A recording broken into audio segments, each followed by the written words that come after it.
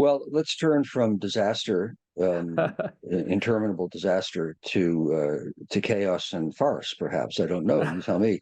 And I'm Well, alluding to irreverently and unjustifiably. I'm alluding to the elections that are ongoing and impending in India, yeah. which I think haven't received sufficient global attention. Um, I was powerfully struck in my visit to India by the dynamism of the society, the economy, and revolutionary, frankly, changes.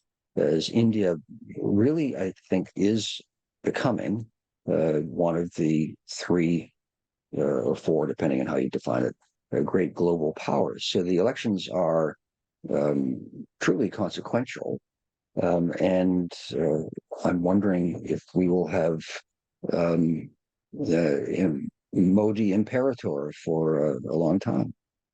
So Indian elections, mammoth and unparalleled. Just to give you the scale, the size, the sheer spectacle of these elections. These are the biggest elections ever. 969 million voters will go to the polls. I'll repeat the number. 969 million voters out of 1.4 billion. Six times that of the United States. Yeah.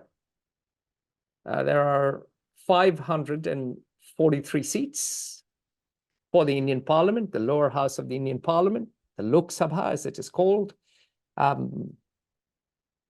The party or the coalition that commands 272 in the parliament, which is 50% plus one, gets to form the government. India is a parliamentary democracy. This is a system India modeled on the British, thanks to the fact that it was a British colony. From 1757 to 1858, it was the British East India Company that ruled much of India. And from 1858 to 1947, 89 years, it was directly under the British Crown. And therefore, India is a parliamentary democracy. It is divided into many, or it has many constituent states. And because of the scale of the election, it's a logistical nightmare. It's a herculean logistical feat. The officials who organize the elections sometimes walk miles, 20, 30 miles in high altitude to get a single person to cast their vote. There are 7 polling days: 19 April, 26 April, 7 May, 13 May, 20th of May, 25 May, and 1 June. The results are out on 4 June. There is the ruling Bharatiya Janata Party, the BJP, led by Prime Minister Narendra Modi. There is also the Indian National Development Inclusive Alliance, India Alliance, led by the Congress Party, the grand old party of India, which once led the freedom movement of the country. And then once Jawaharlal Nehru became Prime Minister, became a family-run party, a family-run shop, and it is run by Rahul Gandhi today. And Rahul Gandhi is the great-grandson of Jawaharlal Nehru. His grandmother was Indira Gandhi, no relation to Mahatma Gandhi. His father was Rajiv Gandhi. His mother is the Italian-born Sonia Gandhi. Sonia Gandhi was born, I believe, in Torino, in Italy. She met Rajiv in Cambridge, and she came over to India and has been, or at least for a decade, was virtually the queen of India. So you have a family-run party, but there are lots of regional parties. There is the new Aam Aadmi Party. There is the DMK, Dravida Munnetra Kazhagam, run by M.K. Stalin, no less. That tells you what his father thought of Stalin. He's the chief minister of Tamil Nadu. He's expected to win all 39 seats. The BJP is expected to draw a blank, according to many pollsters. There is Mamta Banerjee of the Trinamool Congress, who was in the Congress, who was a satrap in the Congress, and felt she wasn't given her due, so she broke off and is the queen of her party, the TMC, the Trinamool Congress. She runs West Bengal, which, yes. But for those of us who are the unwashed, Yes. which means everyone, give us a thumbnail sketch. One would say, it used to be Europeans would say, well, there's no difference between Republicans and Democrats in America. Yes. One's Pepsi-Cola and one's Coca-Cola, which was witty, but always inaccurate. And the thumbnail that the Americans always use is that Republicans are in favor of small government, strong defense, and low taxes, and Democrats are in favor of government acting on behalf of its citizens and support larger taxes and a role of the state in the economy. What's the thumbnail sketch of the clashing parties in India, and what are the implications for me sitting in New England? Well, so two things very clearly. The BJP has historically been the center-right party, and it's more pro-free market. Although under Narendra Modi, it has stolen many of the clothes of the Congress. In fact, Manu Sharma, our colleague, and I called Modi following Sanatan socialism, because he believes in the power of the bureaucracy a lot more. So the differences are not that much in terms of policy terms. They've moved in terms of economic policy terms. The BJP claims to be far more focused on national security, far more focused on restoring Hindu pride. Therefore, it's called as Hindu, sometimes fascist, sometimes supremacist, and sometimes a majoritarian party. But remember, Muslims can still marry 4 times in India, something that Turkey doesn't allow and Malaysia doesn't allow. So when the BJP accuses the Congress of appeasing the Muslims, in particularly the mullahs, there's an element of truth there too. So things are more complicated than they seem. Let me quickly give you the broad brush prose of Narendra Modi, which even his critics acknowledge. He has launched generous welfare schemes, providing free grain to 800 million of India's poorest. He gives, his government gives a monthly stipend of 1,250 rupees, which is not much, $16, to women from low-income families. He stopped a lot of the leakage in welfare delivery because there's direct transfer. This is something perhaps that he emulated from Bolsa Familia scheme in Brazil, but the leakages in distribution of both money and food grains is much lesser. He has delivered piped water, he has built toilets, he has distributed gas cylinders. So on the whole, he has run welfare schemes in a more targeted way than the Congress, which is why he's popular with India's poorest, and which is why women, a majority of women, tend to vote for him. He's also given Doesn't the BJP claim that Modi has raised 200 million Indians from India's definition of poverty, above the poverty line? Something like that, and there may be an element of truth there. I think what is more pertinent here for you sitting in New England is that, and you've seen it yourself, is that the Modi government has engaged in an extraordinary infrastructure development program. It's spectacular to see what is going on in India. If you go there, India looks like a construction site. New metros, new roads, new ports. Nitin Gadkari has been an exceptional minister of road transport and highways. In fact, many Indians, particularly middle-class Indians, would like to see him as prime minister. Such is his reputation for competence. So the pros of the BJP government are many. However, as with any government, there are cons. What are the cons? There has been an over-centralization of power. Both the BJP, forget the opposition, both the BJP and its parent organization, the Rashtriya Swayamsevak Sangh, the RSS, which is a volunteer organization, which sought to restore Hindu pride and bring some of the modern virtues of social organization to public service. Both the BJP and the RSS now complain that Modi is running on members in both these organizations, which is Modi's own organizations. He was an RSS pracharak, meaning preacher, and he's been a BJP leader. And his own people complain that there has been an over-centralization of power. The opposition claims there has been a slide to autocracy.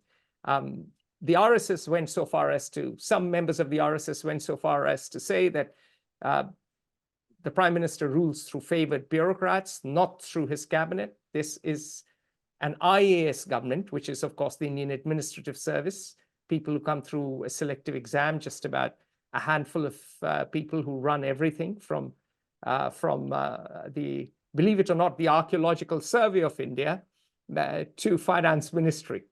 So there's no domain specialization.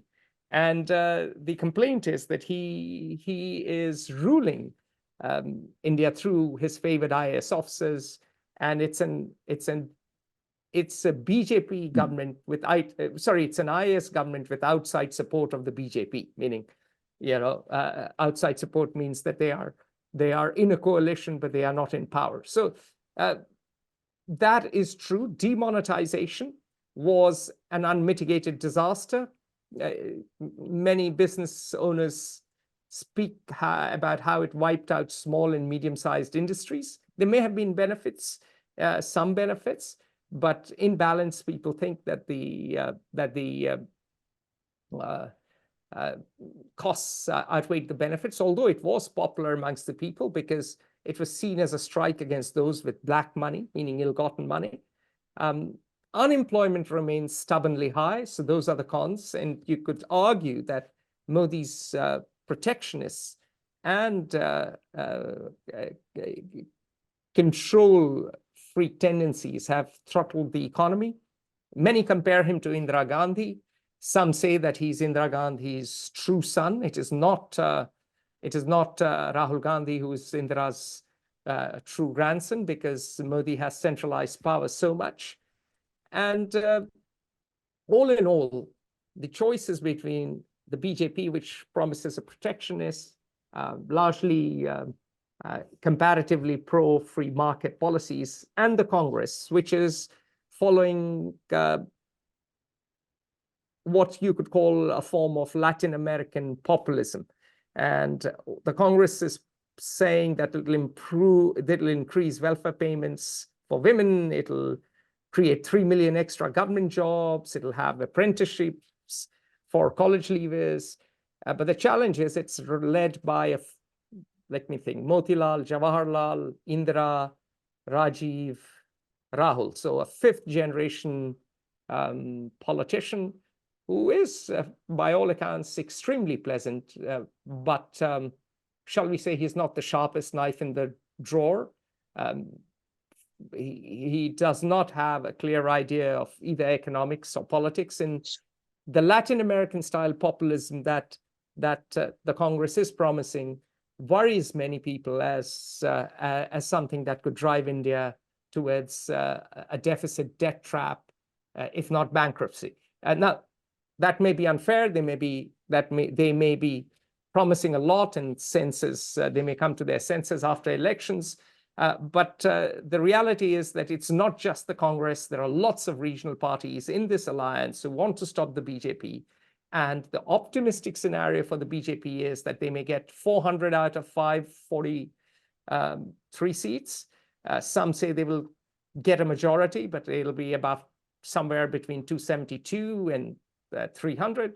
And then there is the pessimistic scenario that there will be the largest party, but they will fall short of 272. They could be anything from 220 to 270. And with so many young voters voting for the first time, hundreds of millions actually, we we have no clue, or we can't say for sure what will be the exact result.